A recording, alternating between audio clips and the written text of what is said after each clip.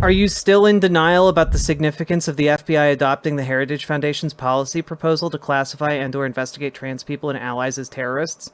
I know what you're talking about, but I don't understand where you're talking about my denial about the significance of any of this. It wouldn't let me do 4.50, so please make it better. Well, Turtle Chum, thank you for the $5.50, and I will do my best. I mean, you reposted a claim saying everyone was exaggerating. Well, the claim is that, and I wanted to talk about this, but I guess we can talk about it now. The claim is that the FBI is designating every trans person as a nihilistic terrorist, but that's not what the FBI is doing. The FBI is saying that trans people may be investigated as nihilistic terrorists if they are arrested in connection to, violent events. Like, it's not like when you read the headlines, it's very scary, and it's still very scary. It's just not the fear that, like, let me put it this way. I think by being more scared and giving more power to this, you are serving the administration. Like, that's my position, right? I think if you're saying, oh, they are listing all trans people as terrorists and they're going to come for you. Like, I think that's just not what is happening. Like, it's still bad and it's still worrisome and it's still worth like prepping for worst case scenarios. I'm just saying, like, we need to be accurate about what is happening. So I wanted to talk about this because, again, that's just not what is happening. I don't believe in, like, giving up or giving more power to this administration than they deserve, or have the ability to enact. So I think going around and telling everyone the government is going to come after all trans people as terrorists, I think that is a bad thing to do when it's not true. If it becomes true, then it's a good thing to do. Does that make sense? Like, it makes sense to me, but, like, I understand a lot of people are scared, and I don't want to devalue that fear, but I also want to say, like, worry about things we actually have evidence to worry about. Yeah, and Tiny Dynamite, I agree that the objective of this administration is to demonize and persecute trans people, but also there are limitations on how they can go about doing that. And I want to be realistic about what is happening. Is it fucking true, for fuck's sake? Have I not answered the question? What's true is that the actual report, if you go and read it, says that if there are trans suspects for crimes that could be considered terrorism, that they might be charged or categorized under the concept of, like, a nihilistic extremist category. That is the entire what the report says. It is not saying that it's going to classify all trans people as terrorists. So they're going after us. No! Like, they want to go after us. They want to demonize us. They are doing that. But what this report specifically is saying is that, hey, are you a suspect for a terrorism? Then they might classify you as a specific type of terrorist, as they do for other types of crimes, other types of terrorism, right? So that does not mean there is going to be a pogrom against trans people, which is what a lot of people are trying to stoke fears about. Does that make sense? I know you didn't say anything about a pogrom because I'm talking about the wider conversation in this community. I'm not talking just to you. There are hundreds of other people here. But I am talking to what I have seen about the fear-mongering and, like, the different reactions that this has gotten online. Because there are articles going around saying this: FBI to categorize trans people as nihilistic violent extremist threat group, report says. That's not what the report says. All I'm saying is, you need to go read the report. We're looking at the entire spider web for any of these attacks. FBI Director Kash Patel told the House Judiciary Committee on Wednesday, when asked about the shootings by trans individuals, they, Attorney General Pam Bondi said, after the Kirk murder, are putting this crazy ideology into our schools, echoing the growing view of many in Trump's inner circle that a cult of gender ideology is behind an explosion of violence etc., etc. The senior official explains that there is no process per se for dealing with trans people as a threat group, but feels that trans individuals will be increasingly targeted under the banner of violent extremism. Under the plan being discussed, the FBI would treat transgender suspects as a subset of the Bureau's new threat category, nihilistic violent extremists. This is not saying that they are going to be labeling all trans people as suspects in terrorism. That's not what is happening with this report. This is not how these classifications work. So, is it bad that, like, being trans and suspected of for a crime could get you added to this category? Yes. But does that mean that they are labeling all trans people as terrorists, as some people online have been alleging? No. You're falling for a garden variety cover your ass statement by Heritage? I'm reading the reporting by Ken Klippenstein. These are the people who are aware of what the report is being written about. Refer to my comment, please. No, because I'm not just talking to you. You are not the center of the universe. It's fear-mongering because it makes it bigger than it is. Yes, that is exactly the point I'm trying to make. Discuss what the actual reporting is. This is not the, like, oh god, they're gonna go door to door and round us up shit. And I feel like there's some kind of disconnect here, because I am saying and acknowledging that it's bad, but we need to be realistic about what that bad is. Shit is scary right now, but remember not to let them live rent-free in your heads. Yeah. Be realistic about what is actually happening. No, I'm not saying, like, risk of proverbial boy who cried wolf disrun, but I am saying don't go overboard, deal with the facts as they exist, and work from there. We know that conservatives do pose a threat to us and do want us gone, but this is not the mechanism that is going to do that. Yeah, but also, Alexis Fandom, what we're talking about when we're talking about the FBI is not the Heritage Foundation. These are two different organizations. I've read the Heritage Foundation report on trans people. I know it is very against trans people being able to exist, but there's a difference between that and what the FBI is doing and the policies that they are going to try and implement. They might try and make something that is very, very similar to the Heritage Foundation position, but it's also not we're going to go door to door. What it is that it is going to put more threat on people suspected of terrorism, and that might be people who are accused under a guise of bullshit, but that is not all trans people. Is it not plainly obvious the FBI is taking its cues from Heritage? Yes, they are, but they're two different organizations, and how it actually becomes methodology within the FBI matters. How they actually attempt to implement that matters. So, like, I don't understand what your deal is. Like, is it because I'm saying it's not? Is it because I'm saying it's bad, but not in the exact same way that you want me to? Like, Jesus. All I'm saying here, folks, is that it's bad, but engage with what is actually bad. What is happening? Okay, to summarize for folks who don't understand what is happening, right? The FBI is discussing plans to implement a new categorization for suspects of terrorism who are trans. And that categorization would put them in a category labeled nihilistic, violent extremist, right? You two need to figure this the fuck out. I have it figured out, Comrade Girl. They want to put suspects for trans terrorism in a special category. That's it. This is not all trans people are nihilistic violent extremists. This is not they are going to go door to door and round up all trans people as nihilistic violent extremists.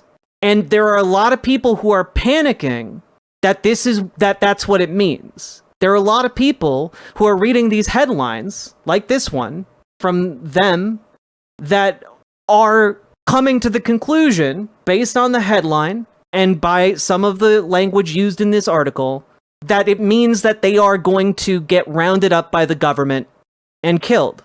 And that's not what it means. This is bad. I don't want to sugarcoat that, but it is not oh, they're going to round us all up. This is the pretense for rounding us all up as terrorists. Come on now. So that's all I'm saying. Ken promoted this false interpretation of the reporting. No, I don't think he did. I read Ken Klippenstein's reporting here, and he talks, like, he quotes them. He quotes them as talking about labeling suspects of terrorism in this category.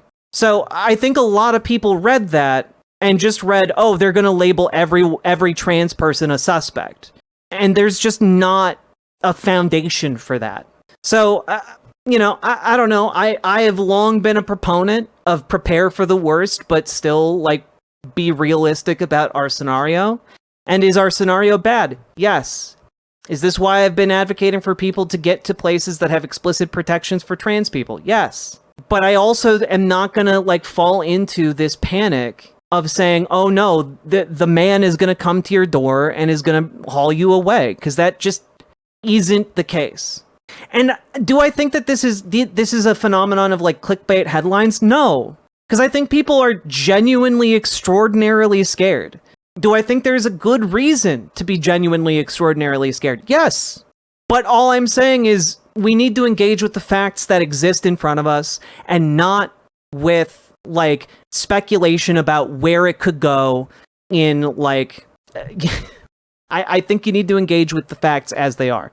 The current situation is still bad and can get worse. But is it at worst case scenario? No. Well, I'm not saying it's not realistic to fear the worst, Lady Raincloud. But I am saying 6 years ago, we weren't in this scenario. We weren't in at this point 6 years ago. Similarly, if it continues to get worse, we're not going to be at this point when it gets worse. But let's deal with when it gets worse, when it actually gets worse. Like, I feel like I'm dealing with this having gotten worse with this attempt to put a new categorization on terrorism for trans people. Yeah, but Comrade Girl, I'm not saying others aren't worried about this. I feel like I'm on crazy pills because I've been saying over and over and over again that people are scared. Extraordinarily so. And I'm not saying that they're scared in an unfounded way. All I'm saying is, I think we need to put one step in front of the other, and where our feet are right now matters in terms of the decision making we engage with. I'm not saying anyone's an idiot.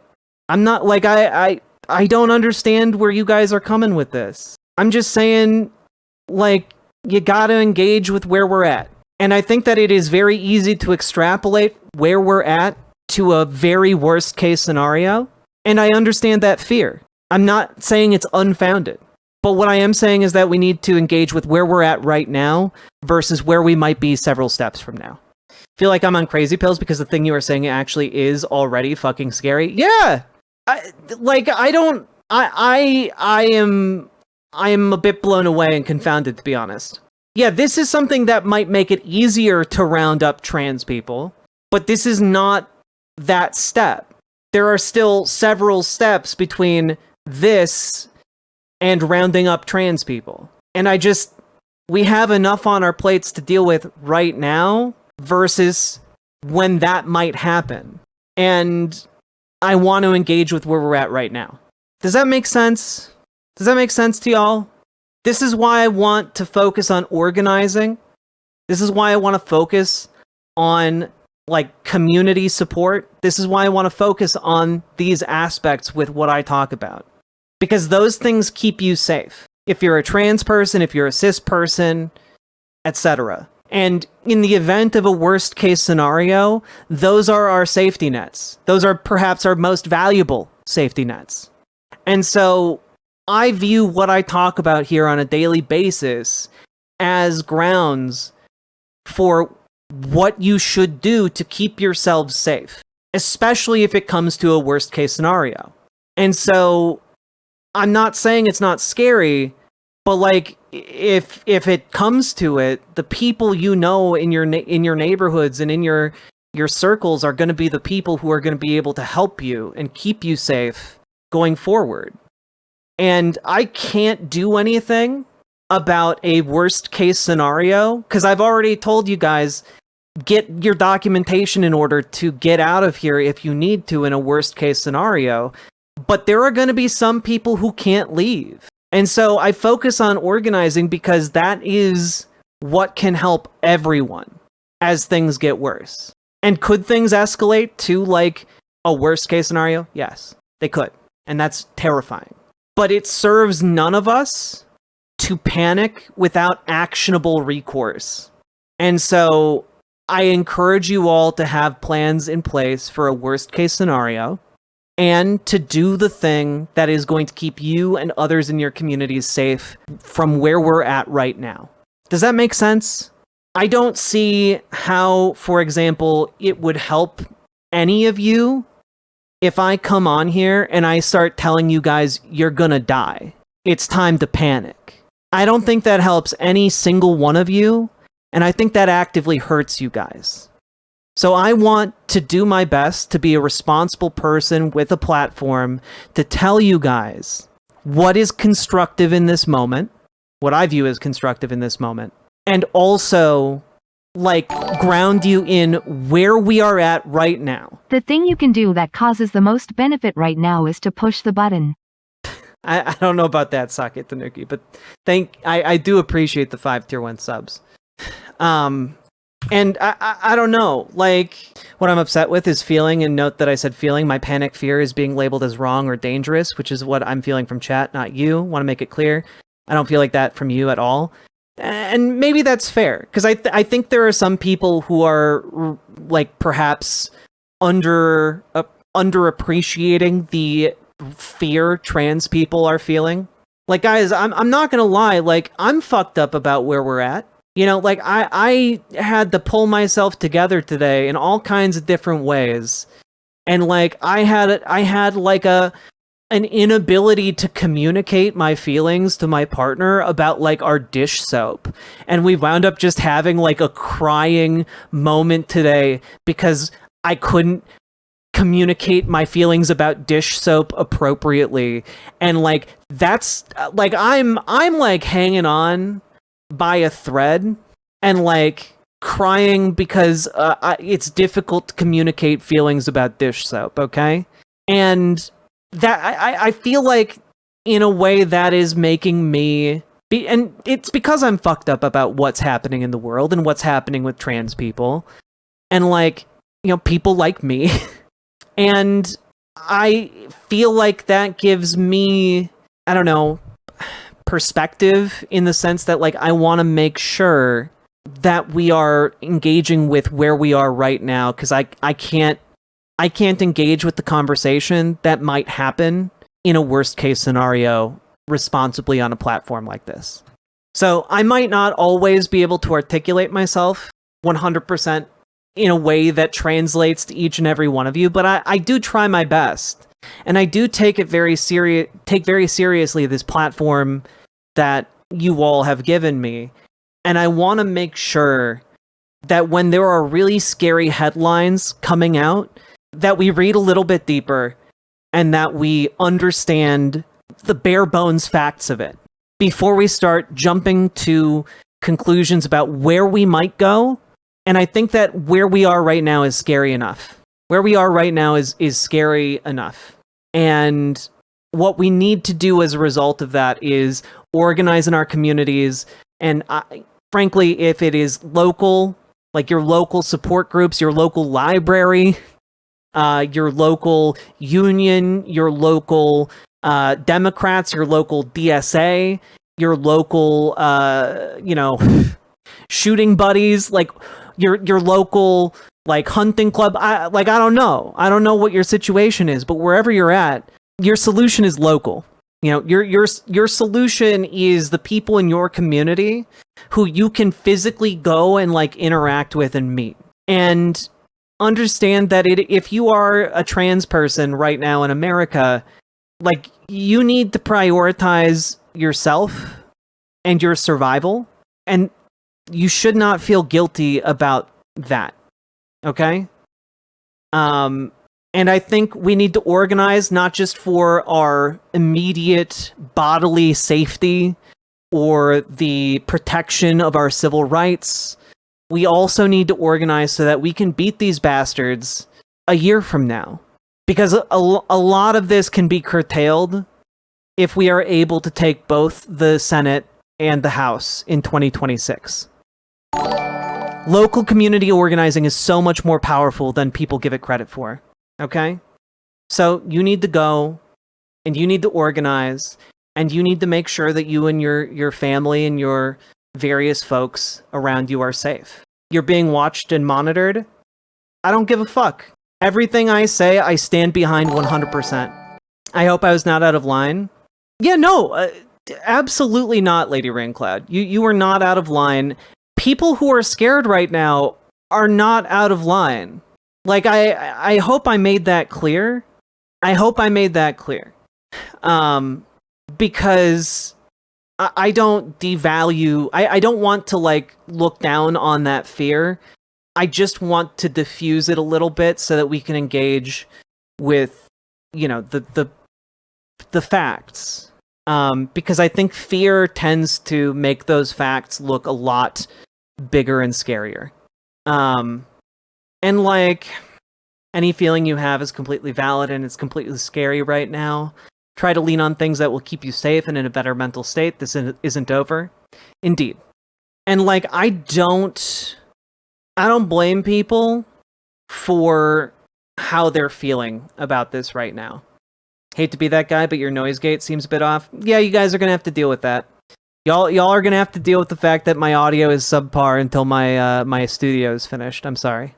So, if you would be safe, and if you don't know where to start in your local community, you can start organizing with your local Dems.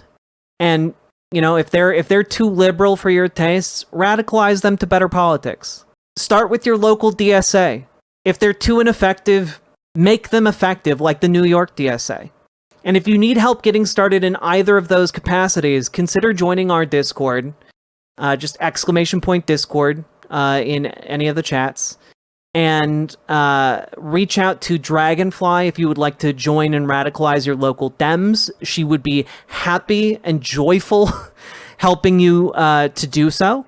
It can be kind of tricky to find your local Dems, so if you need help, no shame. And also, if you need help joining your local Dems, again, your local DSA, rather, again, join the Discord and reach out to GamerG. GamerG would love to help you get involved with your local DSA, or even form your own DSA branch. Because not all areas of the country have a DSA branch, but yours could. You gotta organize. So, all I want to say in kind of to round out this segment, I guess, is that we need to organize so that we can exert political pressure in our local politics, and we need to organize to make sure that we can keep one another safe. It's really important. And while you're doing those things, get your paperwork in order if you are able, and plan for, you know, a worst case scenario. Because these people are making no secret that they hate trans people and that they want to demonize us to enable violent action against us. And organizing locally is going to be one of the ways you can keep yourself safe, not just in a physical sense, but also in a political sense. Getting involved with your city council, getting involved and being known by your local political figures, that can help you to organize things like shutting down local sheriff coordination with ICE. It can mean the difference between your city being a safe haven for trans people and not being one of those. And again, I want to, you know, in that regard, I want to talk about just my city, Minneapolis, right? Because Minneapolis has had trans protections explicitly on the books for a long time. Just want to throw this up for all y'all, because it does make a difference whether or not your city is on board with protecting trans people. Okay? Minneapolis became the first city in the United States to pass protections for trans people back in 1975. It makes a difference, folks. It makes a difference. People were able to exist here in Minneapolis safely, even while they were persecuted in many other corners of the country. What inspired Minneapolis to implement protections in the 70s? I mean, essentially the LGBTQ civil rights movement, you know?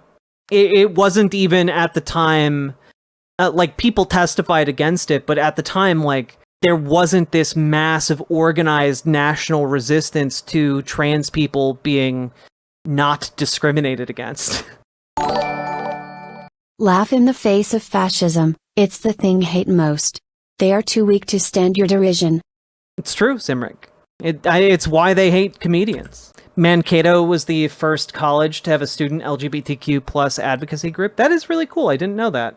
In December of 1975, Minneapolis quietly adopted an ordinance barring discrimination on the basis of having or projecting a self-image not associated with one's biological maleness or one's biological femaleness. The policy was the first in the nation to specifically protect LGBT people in employment, labor union membership, property ownership, property rental, enrollment in schools, and use of public services and accommodations like bathrooms. So organize locally, folks. Organize locally. Get protections on the books if you don't have them. And be known by others who can keep you safe if shit really hits the fan. That is what we can do. And if things get worse, then what we can do will have to be reevaluated. But as I look at it right now, this is where we're at and what we can do. So join your local Dems, join your local DSA, exert as much political pressure as you can locally, and, you know, in the end, cling to one another, because there is power in a union, folks.